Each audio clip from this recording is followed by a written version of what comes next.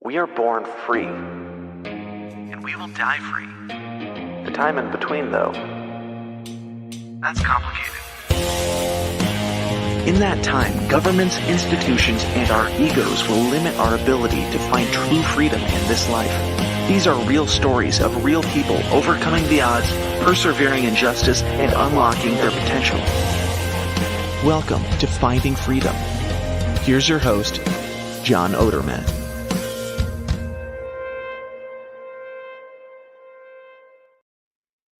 Hey, welcome back to another episode of Finding Freedom here on the Lions of Liberty Network. We are streaming on a Wednesday night. Normally stream on Thursdays, but tonight on Wednesday, we're on Facebook, YouTube, Twitter, Rumble, and my personal Facebook page, since I know a lot of people are going to be interested in this particular topic here today. We're going to be talking with Dr. Thomas Hemmingway. And we're going to be talking about OZEMPIC and other similar drugs, these pharmaceutical weight loss drugs, and getting into some of the things that might not be well understood about them, some of the potential downsides to utilizing these pharmaceuticals. So I'll introduce Thomas in just a minute. Before I do that, I want to do a quick plug for my own other show that I just started. So those of you who've been following me know that I recently started that it just airs on my Finding Freedom feed. It's called Pursuit of Freedom, and it's documenting my journey from the corporate world to entrepreneurship, all the highs and lows, ups and downs, wins and losses. We've just done a couple episodes, but to get that show, you have to be subscribed to my Finding Freedom solo feed. So you're not going to get it on the Lions of Liberty Network feed. So definitely check that out. I've been having fun with it. I've been getting great feedback as well. So we'd love to have you on board and build community with that as well. So let's bring Dr. Thomas Hemmingway in. This is Dr. Thomas's second time on the show. And a little bit about him. He is a holistic and integrative medical doctor. He resides in Hawaii most of the year. I think also in Utah, but he's in Hawaii right now. So he also wrote a book recently called Preventable: 5 Powerful Practices to Avoid Disease and Build Unshakable Health. It's an awesome book. Highly recommend it. He's also the host of a really, really informative podcast that I listen to every episode. It's called Unshakeable Health. Thomas, welcome back to Finding Freedom. Aloha, John. So great to be back. Thanks for having me back on. Always a pleasure to chat with you, to see you, and be a part of your amazing show. Yeah, well, thank you for coming back on. And we do have some listeners I can see that are, or some watchers, I should say, that are on. So if people do have questions along the way, feel free to drop a question, and I'll see if we can bring it up and maybe address it. But essentially, like I said, we're going to be talking about these weight loss GLP-1 agonists, these pharmaceuticals. And, I think my listeners understand that, there is really a obesity problem in the United States. If you walk around an airport, a sporting event, pretty much anywhere you go, if you look around, I think you'll notice pretty quickly that it's a struggle for a lot of people. And that's not making light of it. It's a reality, and it's something that, really people want to address, obviously. And I think that these drugs have, to an extent, filled this need, at least to a little bit, at least so we thought. So let's get into the details of what these drugs are. So maybe a good place to start is, when people talk about OZEMPIC or the other similar named drugs, what are they? How do they work? Yeah, let's, before we get too deep into the weeds, so to speak, as John said, I'm a medical doctor, and what we're going to be chatting about, just so you know, is not medical advice. This is largely my opinion based on lots of data. I'm going to share a couple of studies with you, but if you have specific questions and you want any advice, please go to your healthcare professional to discuss these things. We're not telling you what to do or not do. We're just getting some good information out there. Hopefully it's educational and a little bit entertaining at the same time. But just want to throw that out there, a little bit of a caveat as far as a disclaimer. As a physician, I'm not your physician, but I'm excited to speak about these agents because they can be super helpful. What they are is let's just say a replica, if you will, of a naturally occurring peptide that you and I, every single one of us, make every single day in response to eating a meal. Our bodies, particularly in the small intestine, secrete what's called GLP-1, which is glucagon-like peptide number 1. And so we make it. We make it each and every day, many times a day. Every time we eat, it gets released into the small intestine and into the bloodstream to help us to be able to process a meal and to not have our blood sugar go totally crazy after eating a meal. Because one of the things it does, it acts on the pancreas to secrete insulin. As we all know, after we eat a meal, our blood sugar is going to go up unless, of course, there's 0 carbohydrates, 0 protein, and only fats in there. Our blood sugar will always go up a little bit with a meal. And we don't want it to go up too high because there's problems associated with a really high blood sugar. Everything in the body is prone to, I'll just call it stickiness. You guys have heard of this measurement tool called the hemoglobin A1C that measures your blood sugar over about a 3-month period. And what happens is if your blood sugar runs high, I don't know if you guys have ever had soda spill like in your car or something, and you can't wipe it up really well, and then the water evaporates and it leaves that really kind of sticky residue.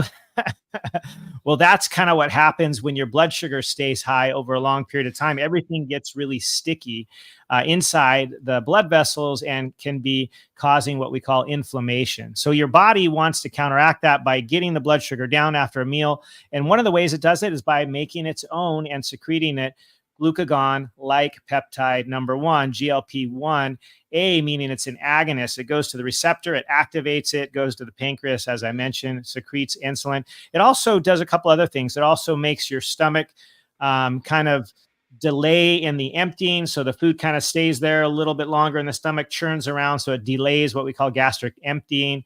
And if you take it as a pharmaceutical, what's different is that the dosing, in other words, the number of these GLP-1A particles in the blood are going to be way higher than they would be naturally. So yes, it is a substance you and I can both make, but when you're either injecting it, like in the form of, for example, semaglutide, which is probably the most popular one called OZEMPIC, or Wegovy, which is also semaglutide, or Mounjaro, which is tirzepatide. All of these are injected typically about once a week. Most people take them that way, once a week. And what happens is the levels of this GLP-1 go really, really high in the blood to be able to decrease the blood sugar. They were actually designed for type 2 diabetics. And they were not actually designed at all for weight loss. But what they found, and these drugs, many people don't know this, they've been around for over a decade already. They've been around for, I think, almost 2 decades already. Quite a long time, but we just never had used them for weight loss before. But what we notice over the years of using them with type 2 diabetics is most of the folks that were using these agents were losing weight. And so we kind of studied a little bit further. We're like, well, what's really happening here? Yes, we know that insulin goes up, so it helps the blood sugar come down. But also these folks tend to have the delayed gastric emptying. In other words, their stomach just keeps the food in there longer, so they feel full. They feel kind of satisfied, satiated. Many of them feel nauseous, sadly, but they don't feel like eating. So their appetite goes way down. What happens is they typically consume many, many, many fewer calories, which helps them to lose weight. So they found in diabetics that were taking this for blood sugar control, a lot of them, in fact, the majority were losing weight. And then they thought, hey, why not use these for weight loss? So many of them, like I said, the Ozempic, for example, the semaglutide, has a sister medication also called semaglutide. It's actually the same medication, but then they market it under the trade name Wegovy at a higher dose for weight loss. Same thing goes with. So it's the exact same drug. Same thing. It's actually semaglutide. You can look it up. It could mean Ozempic. It could mean Wegovy. It's exactly the same So it's not only a me too. Like a lot of times, different companies will manufacture different drugs in the same class, and we kind of call those me too drugs. But this is actually the same medication being manufactured by the same manufacturer under a different name to get a different indication so that they can sell it to more people out there under a different name. Most people have no idea it's actually the same drug. But anyway. Yeah, I didn't. Yeah. So question on, Yeah. and I don't know a whole lot about how this drug is administered, but I think you said like once a week people are taking a shot. So Usually is that an like injection once a week? Yeah. when they take this shot, is it, at the very beginning, is there a spike in the GLP-1 and then over the course of the week it comes back down?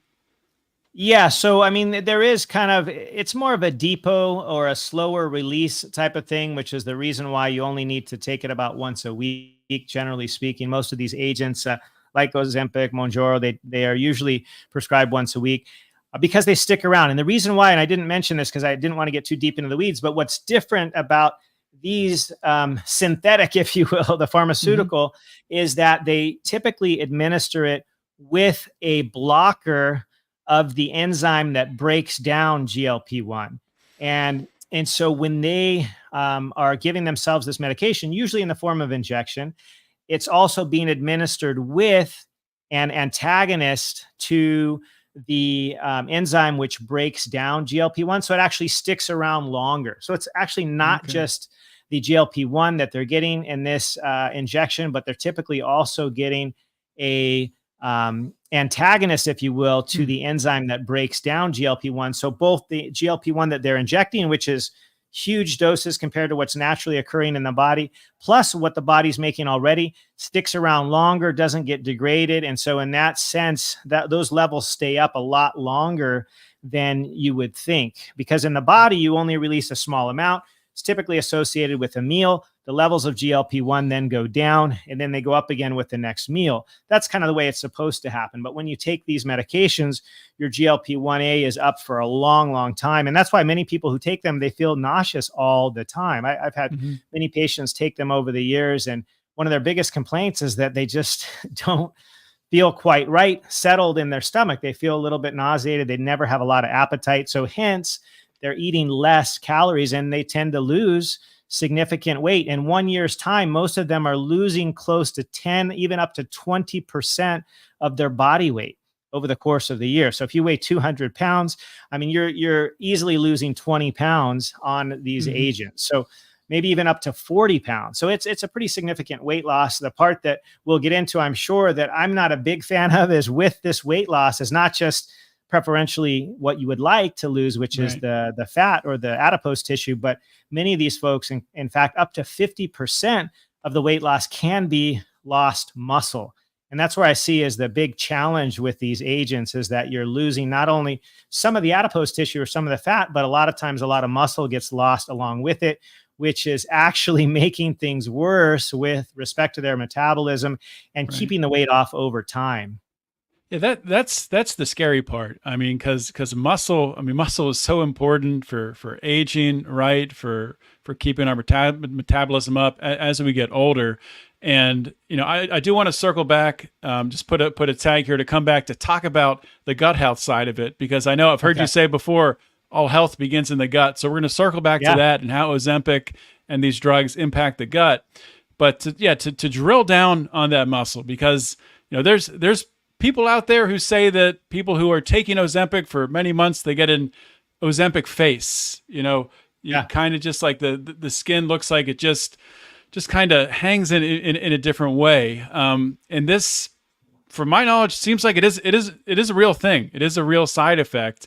What's causing that? And what is causing with the GLP-1 synthetic agonist? What is causing the muscle to be lost as opposed to just the fat? Yeah, so a couple of things, primarily with respect to the muscle loss, which is my biggest sort of concern, if you will, about these agents, especially when taken by millions and millions of people right now, just in the US alone. I mean, across the world, we're talking probably hundreds of millions of people taking these medications. I mean, it's a huge industry, but the weight loss, most of it, people are super pumped about. They're excited. But what they don't think about is that up to 50% of the weight loss can be lost muscle. In fact, Peter Attia, many of you folks may have heard of him. He had a recent book come out in the last year or so called Outlive. And in his personal experience, up to 50% of the weight loss that he's seen in his clinics associated with these GLP-1 agonists has been muscle. And that's on the high end. Wow. In the patients that I've seen with this, I would say it's closer to 20 to 30% of the weight loss is muscle. But that's huge if you think about it. Let's say, for example, you were fortunate enough to lose 50 pounds. And if you're in a Peter Attia study, 25 pounds of that 50 would have been muscle. Have you ever seen how much muscle is 25 pounds? Think of ground beef. You may cook 1 to 2 pounds at a time. 12 times that, right? Sitting on the counter, 25 pounds of meat or of muscle is a lot of muscle. I mean, you don't want to be losing that kind of muscle for a couple of reasons. One, like you said, John, muscle is literally the secret to your metabolism. It is the secret to longevity. It is the secret to feeling amazing, to having the energy that you want, and to live long and well. You got to have muscle mass. So this is my biggest concern about the Ozempic, is losing significant muscle mass. And the reason that happens primarily with folks is because, number one, they're consuming way fewer calories because they feel a little bit kind of low grade nauseated all the time. They don't have a lot of appetite. And when they do eat, they don't feel like eating things that are super nutritious. Let me give you an example. A patient that I know very well, obviously I'm not going to share the name, but one of my patients was on this medication even before they met me, and they were pumped about a 20-pound weight loss. But knowing this patient over the years, I looked at him and I said, I am so excited that you lost this 20 pounds, but what I see, and that what concerns me, is you're walking around with less muscle than you had before. I mean, I could see it in his arms, in his face. He just didn't have that muscle mass anymore. And maybe, he was focusing more on the scale and the number that he saw because he was excited about the 20-pound weight loss, but he wasn't recognizing that he had lost significant muscle mass. The primary reason is poor overall input. And most of these folks, they don't even think about it. But let me just give you his example. His example, he told me, and this is, I'm not making this stuff up. He said, look, doc, I don't really have much of an appetite. So this is all I eat in a whole day. In the morning, I'm busy. I'm on my way to work. I grab one McMuffin at McDonald's. That's it. That's all I eat in the morning, nothing else. And then for lunch, I have one small, and I know it sounds crazy, but this literally is all he could even eat. One small little bowl, the small cup of chili at Wendy's. I can't eat anything else because I'm just having no appetite. I'm nauseated all the time. And at dinner, I don't even feel like eating dinner. So the only thing I can eat, because I'm nauseated, I usually eat a handful of chips before I go to bed because I want to put something in my body. And so his 3 meals were of the lowest quality you could ever imagine, right? Like McDonald's meal, a Wendy's meal, and then some chips before dinner. But his whole day was like 1,200 calories. And he was used to eating between 2,000 and 3,000 calories. And so his caloric input went way down. So that's why he lost a ton of weight quickly. He lost 20 pounds within a few weeks. So it's still standard American diet. It's just shrunken down standard American diet. And very poor quality. He's not getting a lot of nutrition there, not a lot of protein. And so when you don't get a lot of protein input, you lose muscle, because the only way your body can produce all of the amino acids it needs for daily life, like literally every single day, your body has to manufacture the enzymes that it needs to be able to make energy, for example, which is called ATP in the body, right? You may have heard of that. In the mitochondria, this is what powers this process of making energy. You need enzymes, you need input. And if you don't have the essential amino acids coming from the food you're eating, you get it from the muscle that your body sacrifices. It literally breaks down its own muscle tissue to provide those essential amino acids into the input for all of these reactions that keep us alive on a daily basis. Just to stay alive, we literally are eating ourselves up, chewing up our own muscle mass to stay alive if we're not consuming appropriate amounts of protein. So most of these people don't eat enough protein, number one, because they don't have any appetite and they don't feel like, and protein is satiating. If anybody has gotten up in the morning, had their first meal, packed it with 3 or 4 eggs, maybe some other protein input, whether it be like a Greek yogurt or maybe some sausage or something that has protein as well, slice of cheese, like they're full. Like they don't even feel like eating for 4, 5, 6 or more hours because protein is satiating. But these folks start with no appetite and protein is so satiating anyway that they tend to eat very little of it. So they're losing muscle on account of less intake of protein. And then most of them also are doing less with that. They don't feel amazing on these medications most of the time. So they don't feel like working out. They don't feel like doing extra things at the gym to lift weights or body weight exercises because these medications make them feel nauseous all the time. Many of them feel bloated. Many of them they don't feel good. They're just like in this constant low grade, like stomach upset, like all the time. So that's a big concern. And it's not anything inherent to the medication. The medication doesn't make you lose protein or lose muscle, but most people don't put the appropriate inputs in for the reasons I just described based upon how they feel and their knowledge of the diet and things, because maybe nobody tells them when they start, hey, one thing you got to focus on when you take these medications is make sure you get your minimum 100 grams of protein in every single day. And if you're a man like my age that's wanting to build muscle mass, you're going to want to get 150 grams of protein into your body every single day. And then the rest of it, if you want to tailor back the amount of carbs you're eating, tailor back some of the fats, totally cool with that. But don't skip out on the protein. You got to get your protein. So question just came in from YouTube here. And King Yeti asks, what about Ozempic in combination with vitamins and supplements? I think that's a really good question. And maybe you can talk about, because there are some vitamins and supplements that can help to do this, boost your GLP-1 in a more natural way. Yeah, absolutely. And kind of like I said at the outset, there are many people who will benefit from these medications, and I will even prescribe them from time to time in the right setting with the right patient, with the caveats that we kind of talked about. Having people make sure to get enough protein into their diet, making sure they're doing some muscle building activities, some kind of what we call resistance training nowadays, which is something with weights, whether it be your body weight, doing push-ups, pull-ups, air squats, whatever, or something in the gym with actual pushing up real weight. But there are some supplements that can be really, really helpful. Many of the which actually John may be familiar with because he's very interested in gut health as well.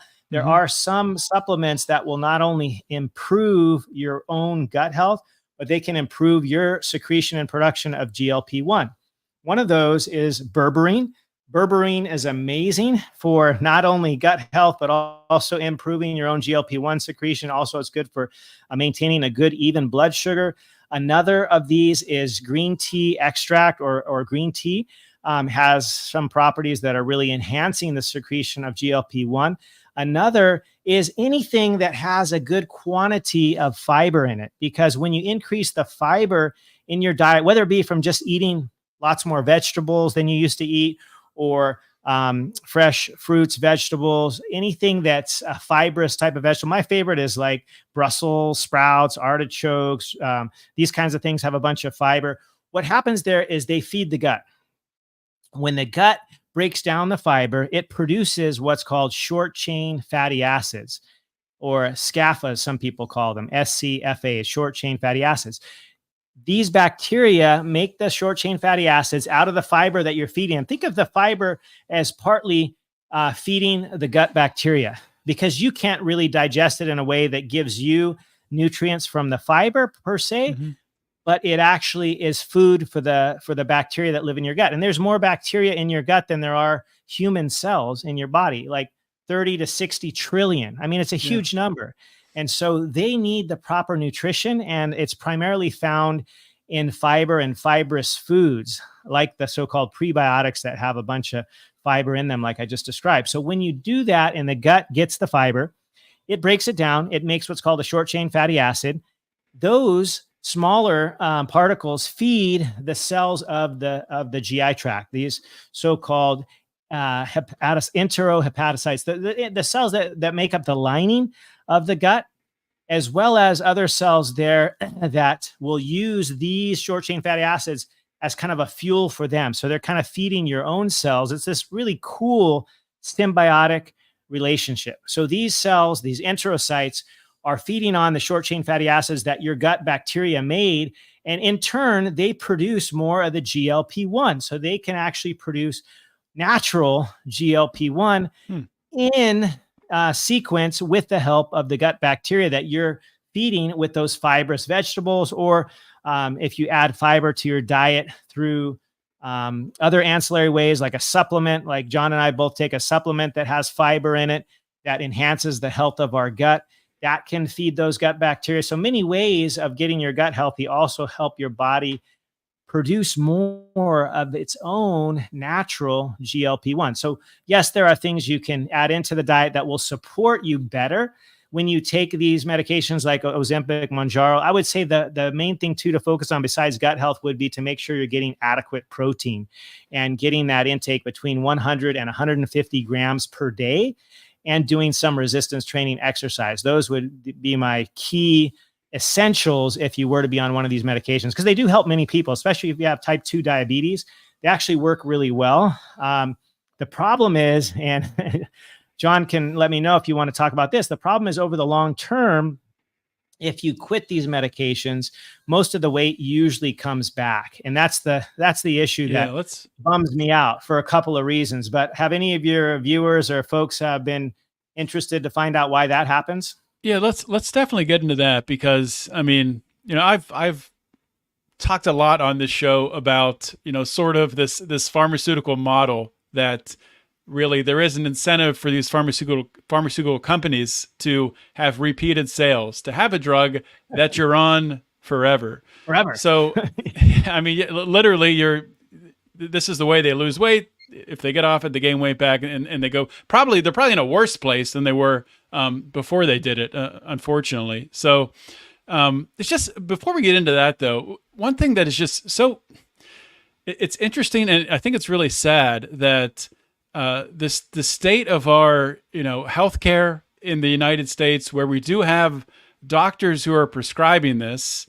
And there are a lot of good doctors out there. So I'm not saying all doctors are bad. Please don't, construe it that way. But it's just so unfortunate that we don't have more doctors, like yourself and many others out there who, if they were going to put a patient on this, they would be sure to talk about getting the proper nutrition and protein and exercise. Just to get your high level view on why do you think that is, that really doctors are not more aware of really the side effects of this, and the potential for the really negative impacts of losing the muscle? Yeah, I think that the sad truth is that still present day, most medical doctors receive the overwhelming majority of their training in a medical school environment that largely pushes pharmaceutical treatments for any ailment. It's still this model where what's the pill for whatever ill you might have? What's the pharmaceutical that targets that one thing, whether it be elevated blood pressure, whether it be the elevated blood sugar or elevated cholesterol? They're looking for one simple target, and they leave out the bigger picture, which would most likely in many cases prevent the need for medications or pharmaceuticals altogether if you were to dig a little bit deeper to the actual root cause of the ailment. Say this obesity epidemic, like you mentioned at the outset, it is as common as you say. 7 out of 10 people currently today in the US are overweight or obese. 7 of 10 people.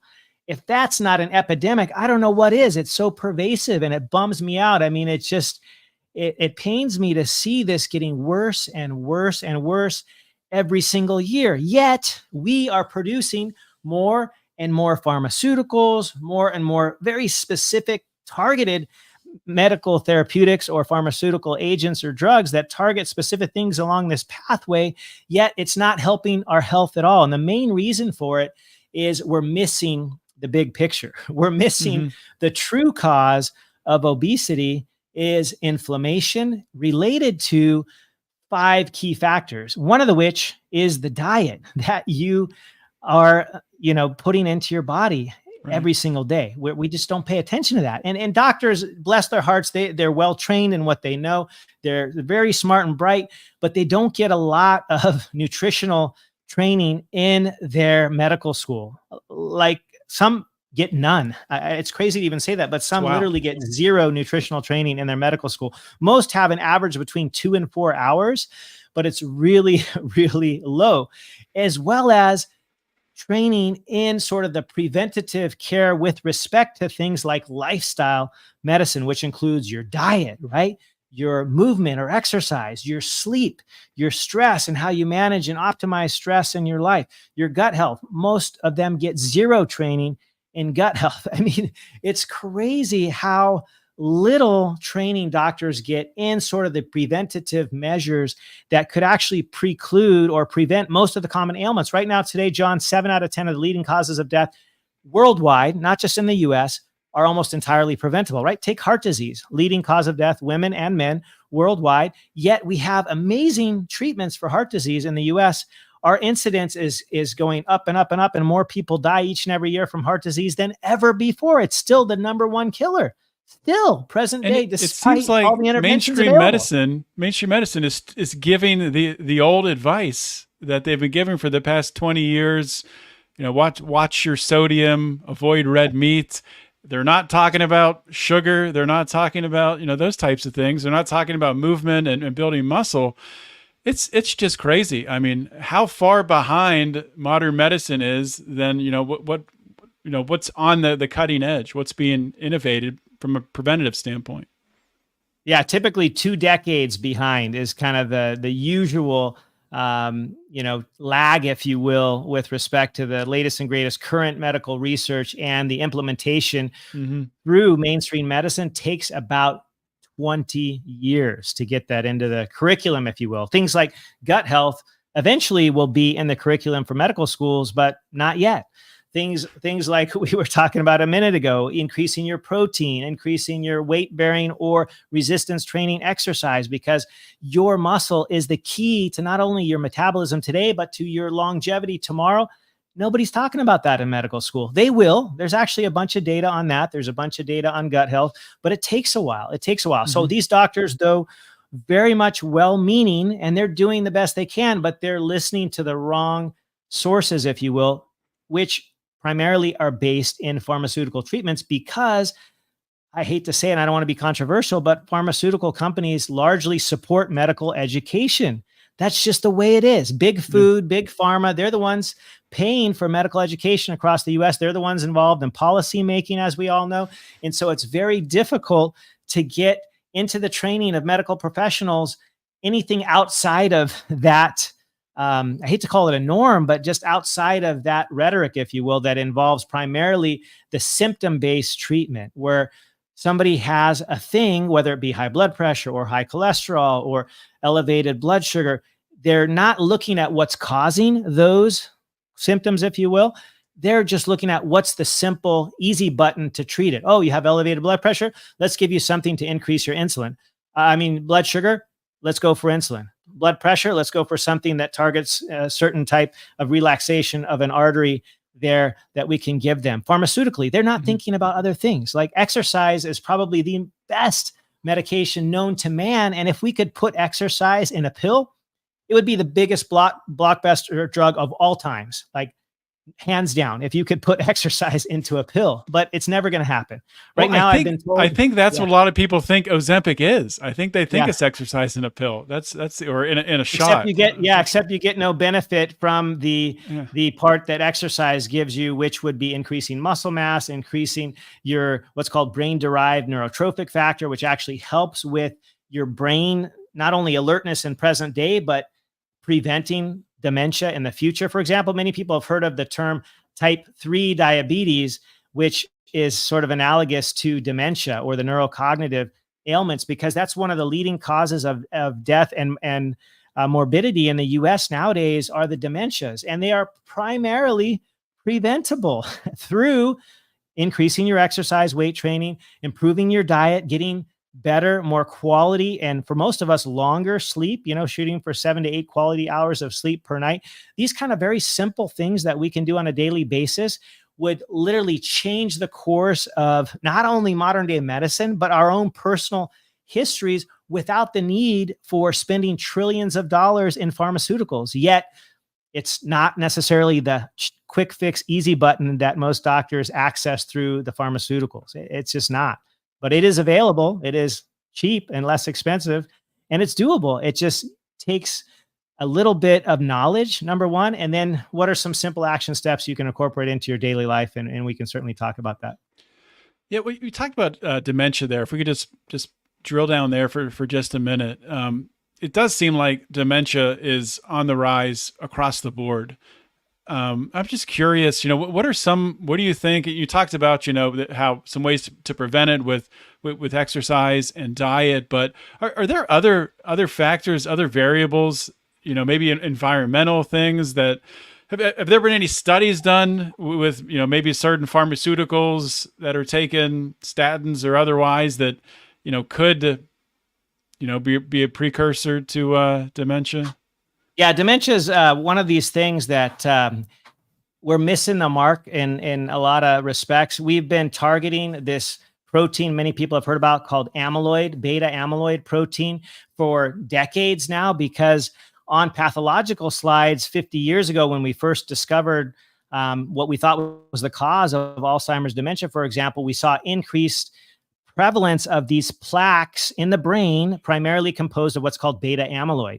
So this whole theory was developed more than 50 years ago that dementia was caused by beta amyloid deposition in the brain. And so we sort of blamed this protein, if you will, as the cause. And so we've been looking for medications, pharmaceuticals that target this beta amyloid. And there's been probably dozens of them come up with over the course of the last several decades. And guess what? None of them work to any significant fashion. And they're targeting what we thought was the cause of dementia. Well, here's the thing. We're probably targeting the wrong thing, because beta amyloid actually may be something the body is placing as a protective mechanism. Because what we find when we dig a little bit deeper, backpedal a little bit and try to figure out why beta amyloid is being deposited in the brain anyway, it's usually in response to some kind of inflammatory insult.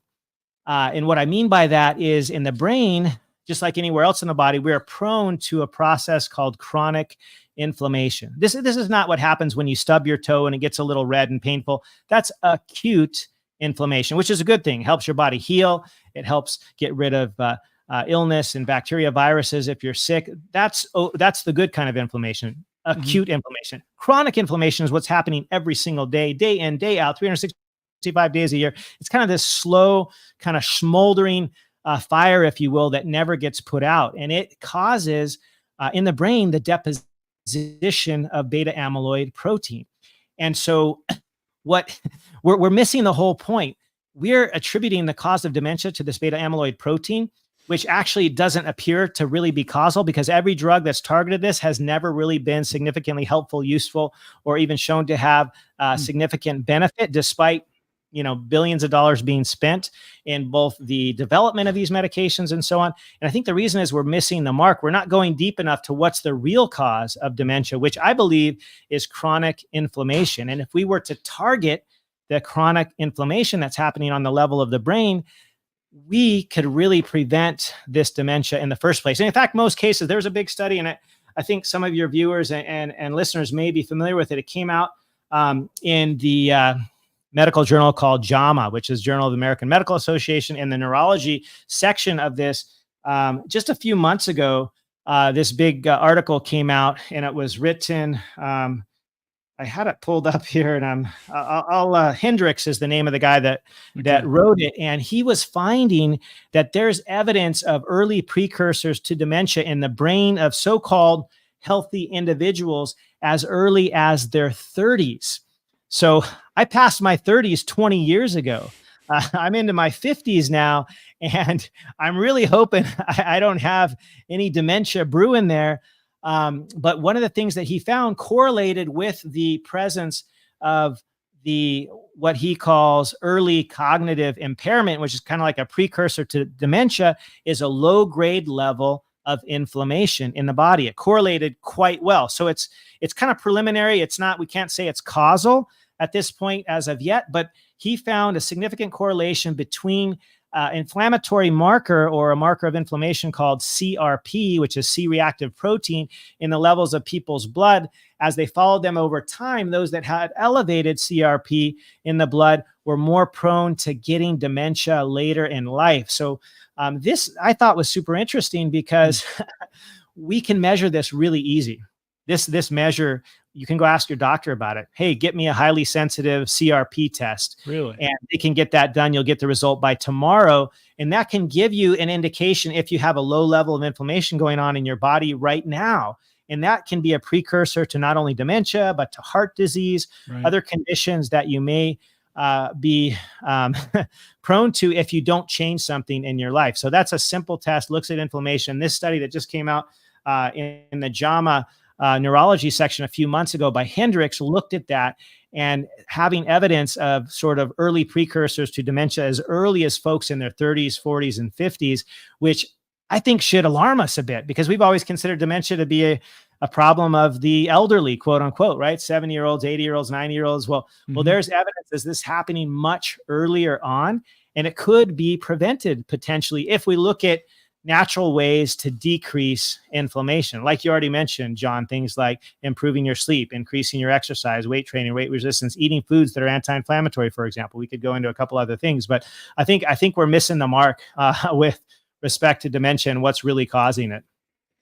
Yeah, well, essentially, I mean, seems like to me, to a layperson, that inflammation really is the root to so much, to potentially dementia, to heart disease, to cancers, right?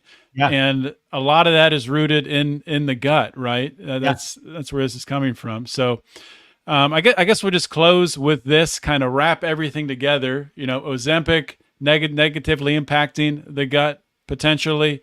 You know, inflammation, a lot of that is coming from poor gut health. What are some things that, you know, as a doctor, you know, to your patients that you recommend for people to, you know, really, I hate to use the word heal your gut, but, you know, give your gut a better environment to thrive, to fight off the bad microbes? Yeah, no, I'm going to give you a super simple recipe. It's something that each of us can do every single day. If you want more on this specifically, I've got at least 2, maybe even 3 chapters in my book, Preventable, that John talked about at the outset of this little discussion, that detail out gut health in a very simple, but yet pretty exciting way with lots of data, and how we can get our gut healthy in that book, Preventable. It's on Amazon. You can grab it today. But let me just simplify it really, really quick. The number one thing is paying attention to what goes into your mouth. What you feed yourself also feeds the gut, like we talked about earlier. If you just simply eat real, whole, natural foods that don't have the big 3, as I like to call them, I just ask people to avoid 3 things. Eat everything else, just avoid 3 things. Avoid the highly processed grains and flours, right? Gluten is the tip of the iceberg here. Highly processed sugars, especially high fructose corn syrup. Also, artificial sweeteners are not amazing. And the industrial oils, like anything from a seed, whether it be from corn or soybean, canola, anything that says vegetable oil, avoid it like the plague. Just eat the oils that come from natural sources, like an olive, right? We've been eating olive oil for centuries. In fact, I didn't have time to mention this, but olive oil will increase the natural production of GLP-1. Olive oil, wow. Extra virgin olive oil. Add that to your diet and take away all the crappy vegetable oils that are in almost every processed food. So be careful with anything you buy that comes in a box or in a bag, packaging of some kind, or with a barcode. Anything that's processed, be wary of those big 3. Some kind of highly processed grain or flour, sugar, or some processed sugar or corn syrup, or these seed oils, the vegetable oils. Almost every packaged food will have one, or most of them have all 3 of those things in there. So if you avoid that and you just shop on the perimeter of the grocery store, you're going to be in good shape. Number 2, pay attention to your sleep. Doctors rarely pay attention to sleep unless the patient says, hey, I'm not sleeping well. And then what do? They get their prescription pad out and they write you some kind of a sleep aid, which most of them don't even work well. They'll put you to sleep, but they won't increase the quality of your sleep. Right.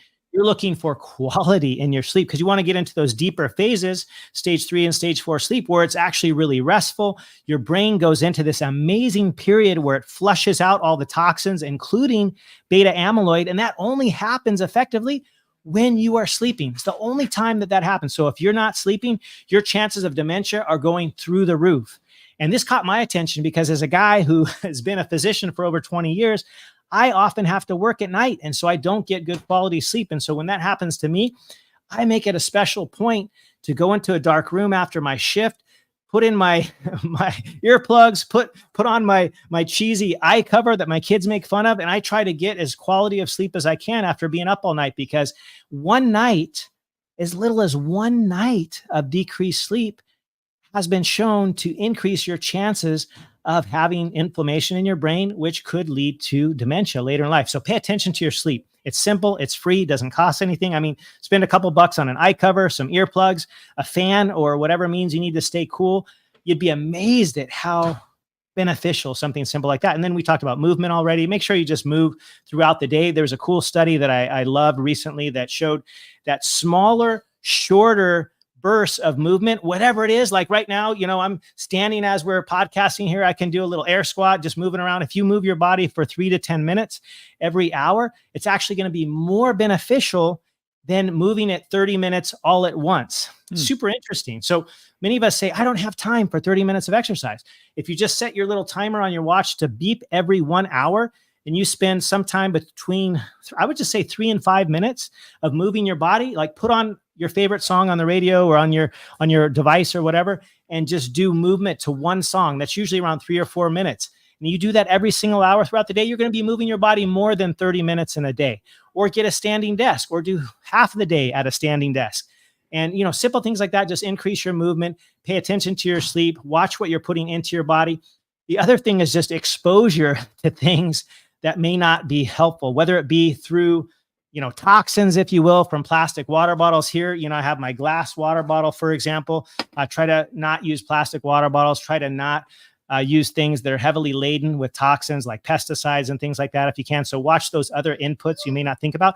Also avoid toxic people. If there's people in your life that are bringing you down, that are causing you chronic stress is one of the worst things for increasing inflammation, both in your brain and your body. And they can be avoided by maybe, detaching yourself from people that are toxic. Maybe it's connecting with people that raise you up, that elevate you, because social connection actually is one of my favorite new things to help people recognize, because it's also simple, it's free, doesn't cost money. You connect with people socially that help raise you up, you elevate one another.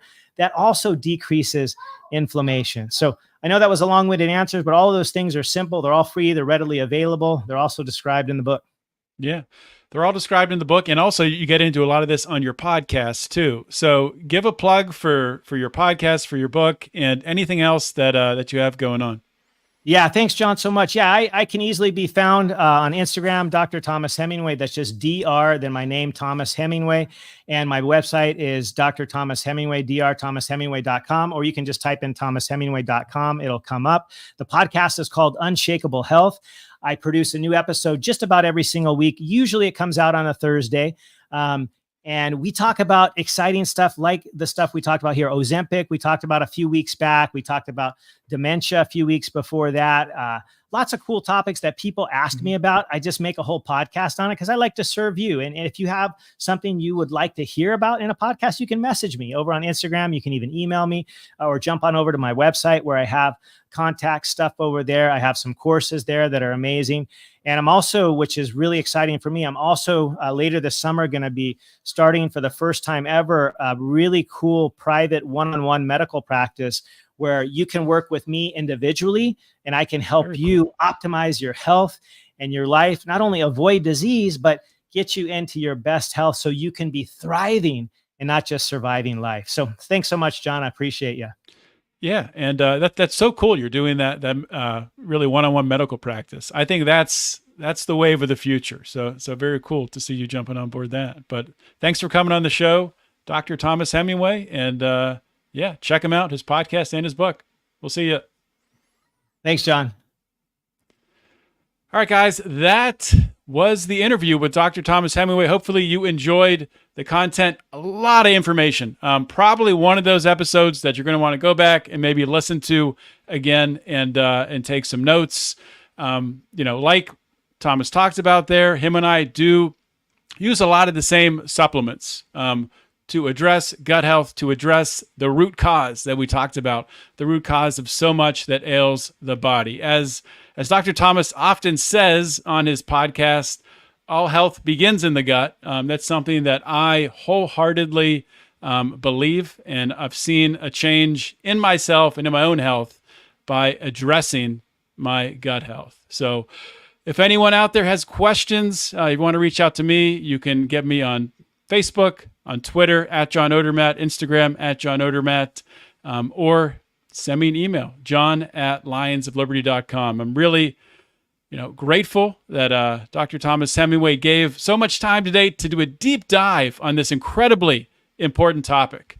And, there are so many people out there who are struggling with weight loss, battling. It's a serious problem. I think he said 7 in 10 people are trying to lose weight.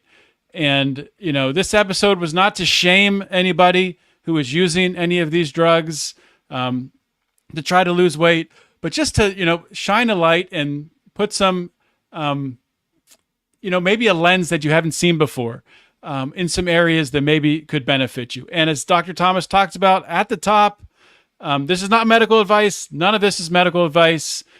Be sure to consult with your doctor. So with that being said, I'll be back next week with another great episode. In the meantime, always remember to keep your head up and the fires of liberty burning.